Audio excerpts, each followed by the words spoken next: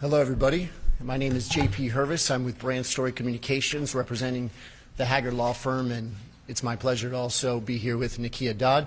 Just real quick today, Michael Haggard of the Haggard Law Firm is going to start things up with a few comments, and then we'll immediately open it up to questions.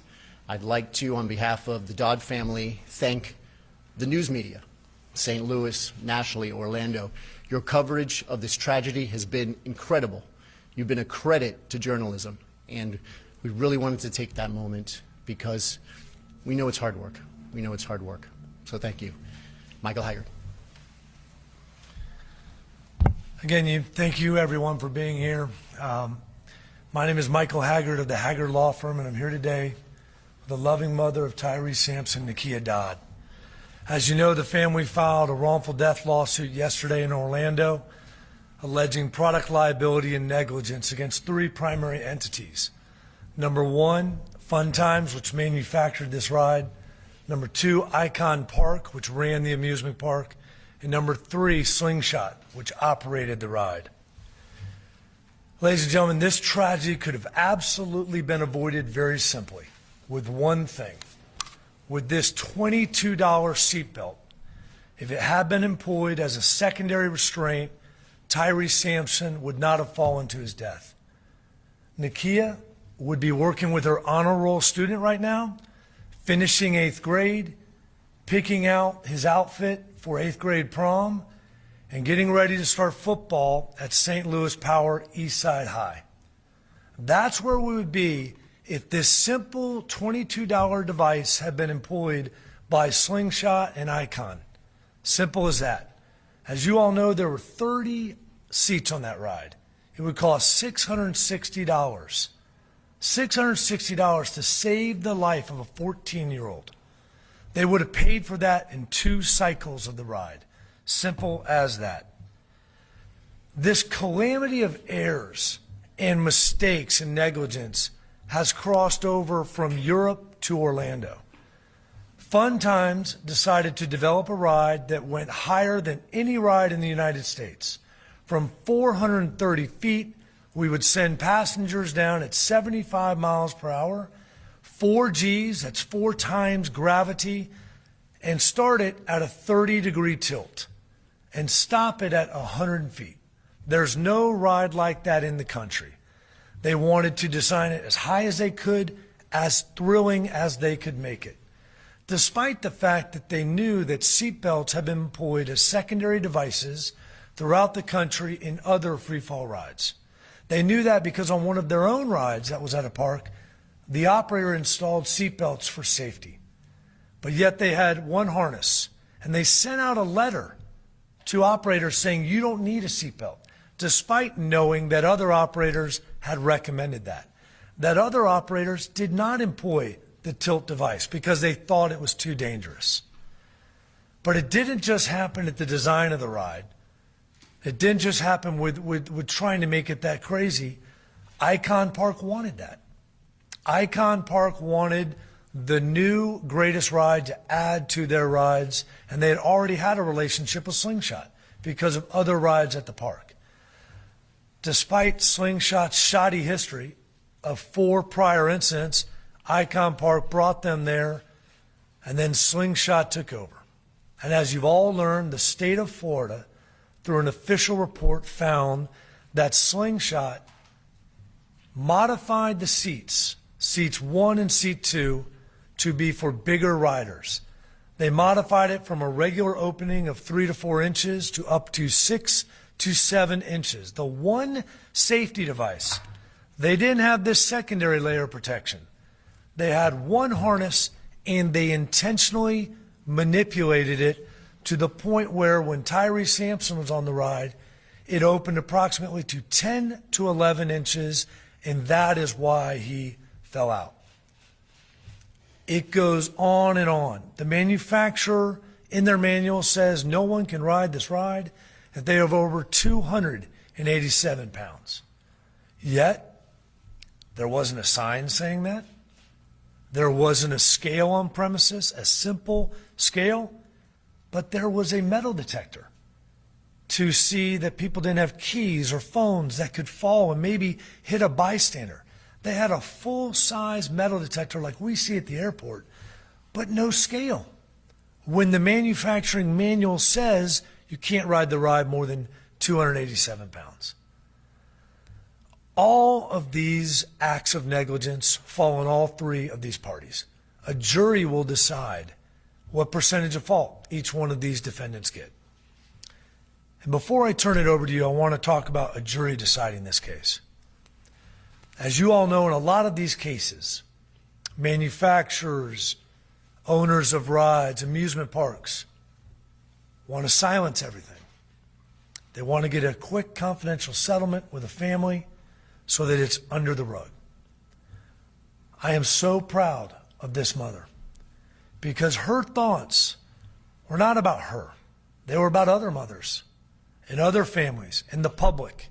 And it was her decision to file this lawsuit now, to get sworn testimony under oath of those that are at fault, to get the documents to show the truth. Who made this mistake? We still don't know who actually manipulated the seats, when they manipulated the seats, and who knew about it and who directed it.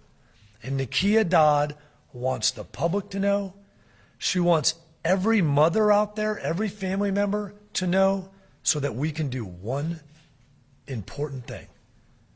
And that is to make sure this never happens to another child or a family. And I thank you so much for having the courage to do that, because we have to get these answers to change the law.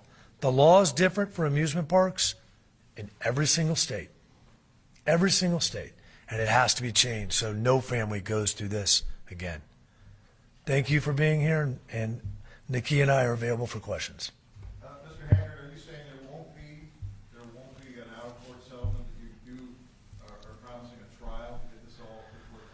Well, the nature of what we find out will dictate that. So if we can find out what happened and we have enough information to go to the federal authorities and go to state authorities and make the changes, at some point, that is the primary concern. That won't happen in a month because we won't get documents in a month. That won't happen in 2 months because we won't be able to take depositions. But once we have that information, at that point in time, it obviously will be up to the family. And I strongly encourage the media to continue to push these questions so that we get these answers. And as you know, sometimes questions and documents can be attempted to be confidential in court cases. So that's where the media can help. Ms. Dodd, can you please step over to the microphone so we could ask you a couple of questions? Yes. Thanks for joining us. I know this is very, very hard for you. Can you please express to us, from a mother's perspective, how difficult this is to realize something like this?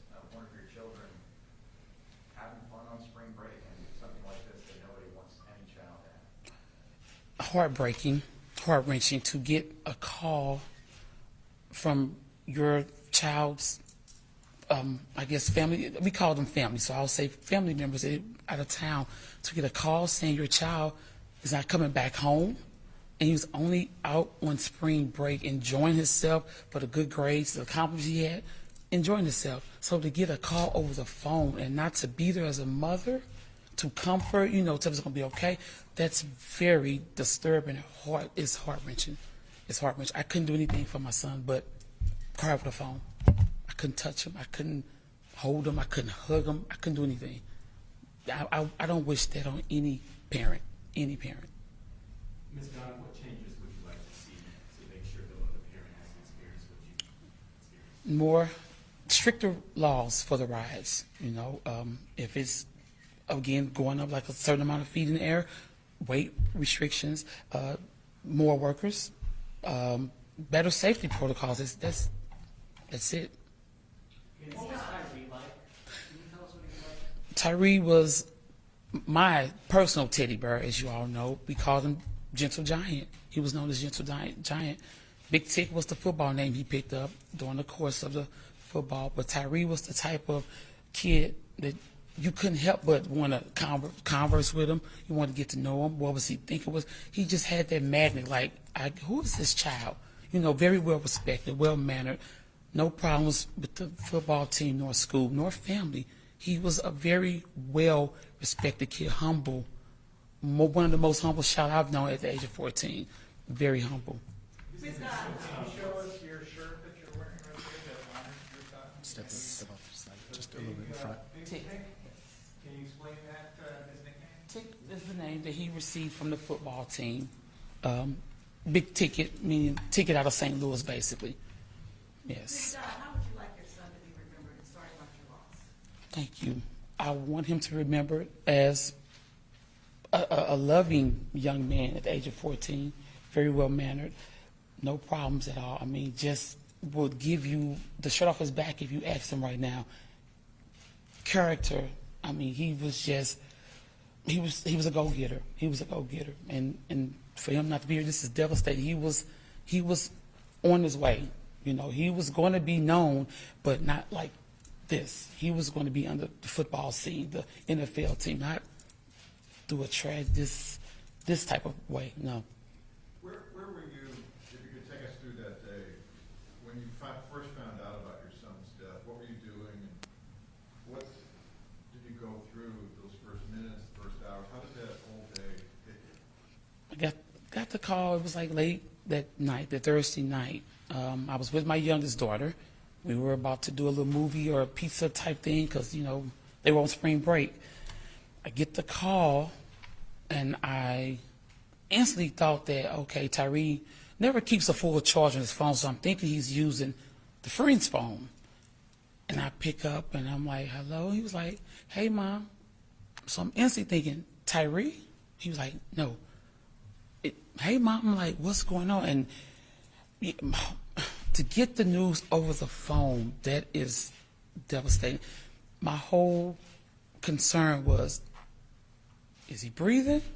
And are you with him?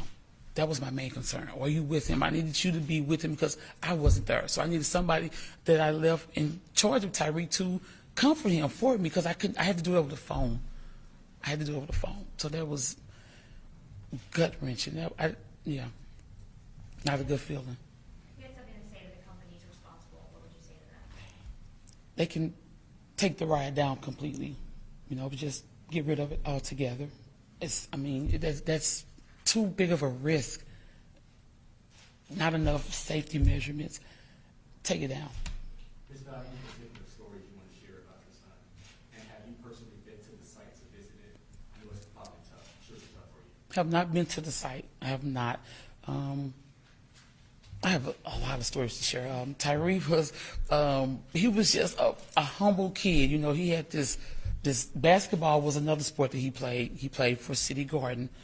The biggest kid on the team. You know, I think they thought Tyree was the coaches sometimes because they listened more to Tyree versus the actual coaches. And, you know, we got footage of him like telling the team, if you would have did this, you know, we probably would have won that game. You know, he was always implementing something. Win, lose, or draw, he always put himself like, okay, listen to me, guys, you know, not because I know what I'm doing. Because he played basketball with the neighborhood, our neighbors, and these are like older guys. So when he played with the school, I was like, you might be a little too rough, you know, I don't know. But he did. He was a coach versus a player as well. So, yeah. What's got you so strong? I mean, it's been a month and you're speaking with us now. You know, of course, there's been no rush, but what's got you so strong this past month or so? I have a 9-year-old that I have to be there for. You know, I have other family as well, but my 9-year-old is my main focus right now. And Tyree wouldn't want me to crumble, so, you know, he had that, you know, that strong demeanor. I have to keep it up in a sense, but my daughter, I have to be strong for my daughter.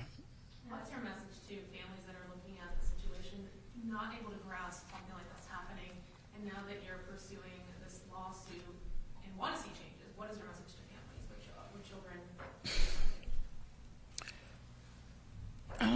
I guess my message would be to the families, I don't want them to not let the kids enjoy themselves, but if you do decide to let them get on rides like that, double check yourself. You know, go up there and make sure the restraints are in place. You know, can your child ride? You know, does your child meet the qualifications?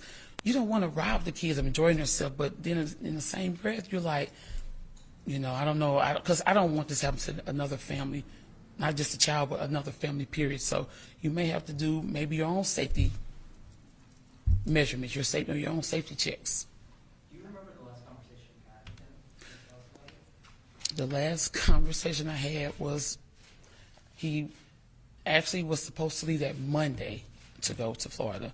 He left his charging device. He comes back home. He texts me and says, "Hey, Mom, I'm going to be pulling back up. I left my charger." I open the door, and he goes back in his room, and he's, getting a little stuff that he left. Mind you, we know boys don't like to give hugs because it's just like too mushy for them. So I said, "Oh, you came back to give me my hug." I actually said my last hug. "You came back to give me my last hug." He said, "Oh no, Mom, they're waiting." So he's bagging up from me. And I have a long hallway before you get to the door to exit. And as he's bagging out my door, he turns around and says, "I'll see you Saturday or either Sunday." And that was my last time speaking to my son.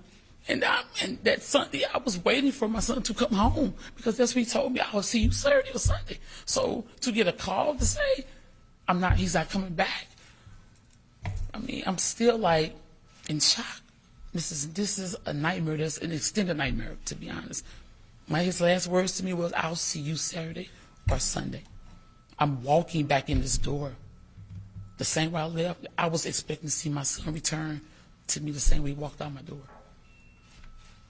So did he get out without hugging you? That you were saying, "I want to hug"? He ended up giving me my hug. He gave me my hug. I had to, that was my teddy bear, so I had to get it from the back. I got my hug. All right, let me ask you about the anger anyone would feel when a child dies.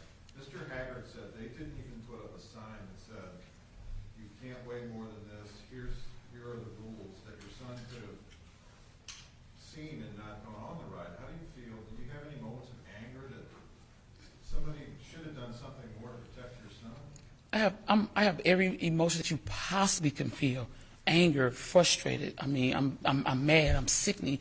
All of that, because it should have been better signage out. It should have been. Can we get more into his friends he was with? Did they have any firsthand accounts as far as he was denied other rides, or what did they say happened? I wasn't there, so I can't. Did they tell you anything about him being denied from other rides previously, or? No, I wasn't there, so yeah. How is it to hear that $22 could have saved your son's life? It's disgusting. It's disgusting. So it's like you didn't want to miss $1, but you stripped me of my son. So yeah, it's disgusting. Any message to the community? I know we had a lot of supporting words you would like to say for everyone from Florida Technical Parts. They have been very, very supportive. When I say the love is all over, it's all over. I've gotten all type of special made gifts, rugs, bracelets, necklaces, pendants, and I want to thank each and every one of them for even reaching out, even to check on me. I don't even know that a lot of these people, they make sure they message me on Facebook or whatever, just checking and making sure you're okay. I can't do anything, but I can see your hug, a virtual hug. That means a lot. It means a lot. You think about the FreeFall site? I have no plans on it. No. How's your daughter doing? I really think she's only 9, so she's probably not grasping the whole thing, but I think she see me like, okay, my mom is trying to be strong, so I want to be strong with my mom. And I just really, and I let her know, cry. It's okay to cry. She still texts his phone to this day. She tells him, "I did this at school. I did this with the teacher." She lets him know what she's doing to this day still. And I just have to reassure her, it's okay to cry. It's okay. Tyree knows, he loves you, but let him know that you can cry. That's how you can relieve a lot of things. You have to shed a tear or two. Will you be setting up any kind of scholarship, either at his current middle school, the high school he's going to attend, any kind of something in his name to draw people's attention to what happened and your call for safety on rides? It's currently a scholarship set up through Frank Clark. He reached out, I want to say it was established maybe a week ago, I'm not sure the date, but it was established under Frank Clark Foundation. To this day, have you heard from any of the entities that are in the lawsuit, Slingshot, Icon Park, anyone has reached out to you, want to express their condolences? No. Do you blame one more than the others? No, they're all equal. Everyone is at fault. I mean, I can't say you did this or you did. Everyone. As you leave here today, what will be the message that you would like for everyone to hear? To be, as a mother, and under these circumstances, and I've been saying this to my family since this happened, love on your kids while they're here. As the saying, give people their roses while they're here. That is so true. Your kids especially, let them know you love them, you're here for them, all of that. And you just as a mother going through this, it's just, I just can't express, it's disturbing. It's very disturbing to me. But my message to the family is just, I don't know, you just have to love on your kids while they're here. It'd be your judgment to, as far as the rides. I personally don't think I'll let my daughter participate in the rides anymore as far as being lifted off the ground, but that'd be the parents' judgment. But just, I don't know, just, it'll be your call. I just tell people, love on your kids, because you're uncertain. You're just uncertain. This is an eye-opener. It's definitely an eye-opener for me in many ways. Any other questions? Just one for Mr. Haggard.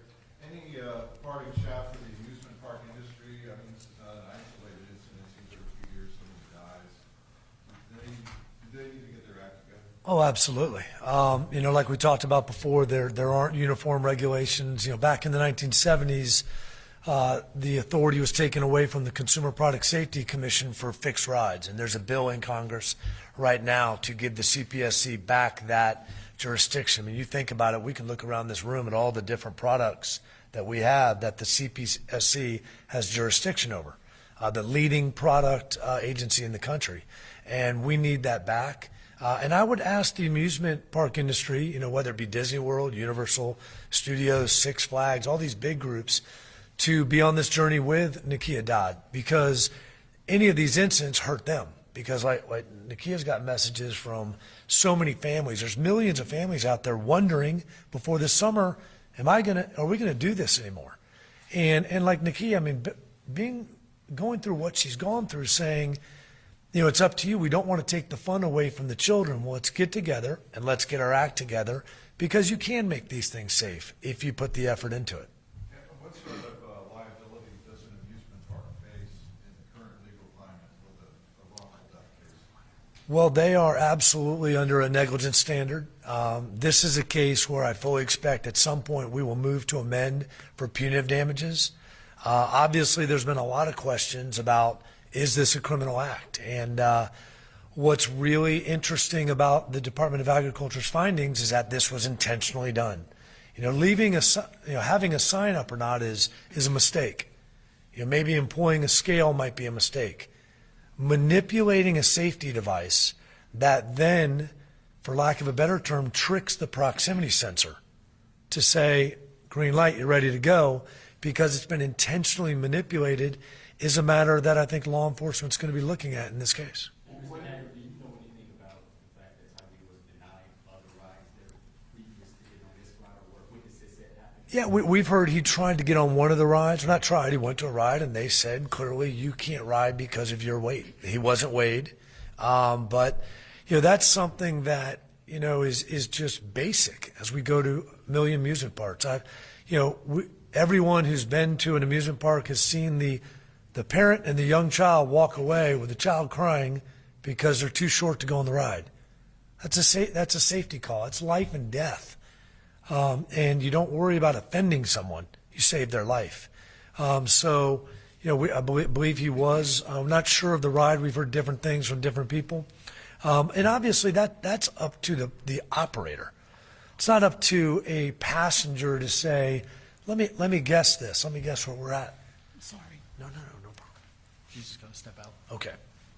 Well, just to follow up on his question, some lawyer for the other side is going to say to you, or he should have known based on being turned away at previous rides not to get on the FreeFall. If a defense lawyer says that during this jury trial, I can guarantee you this will be the largest jury verdict in the history of the state of Florida. If they want to blame Tyree Sampson, that would be a dream for a plaintiff's lawyer such as myself. To blame a passenger who didn't have the manufacturer manual given to them, has no idea, and obviously, I mean, when we get on that elevator, when everybody leaves here today, you know, we're trusting the elevator person to tell us it's going to work. If it has a maximum capacity, we might want to check that out. To not even have a sign is amazing, but forget about a sign. When you know that, how do you not just have a scale that everybody would go on? Just walk on and it clicks yes or no. What's the ballpark on a case like this? You know, there is none. There's not enough money in the world to compensate Nakia for her loss. Are there any precedents, just to give us an idea, in fast cases like this, what are the payouts? It all depends. There's really no set guideline. That's up to an Orlando jury. Any more questions? Can you hold up the belt that didn't have the? Yeah, absolutely. Does that everybody feel like they got their questions for Nakia? Yes. Okay.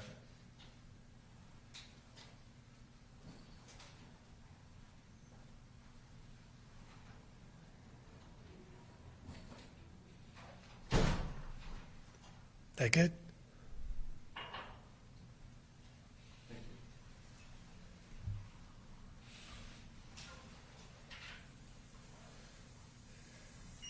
Okay. Thank you all very much.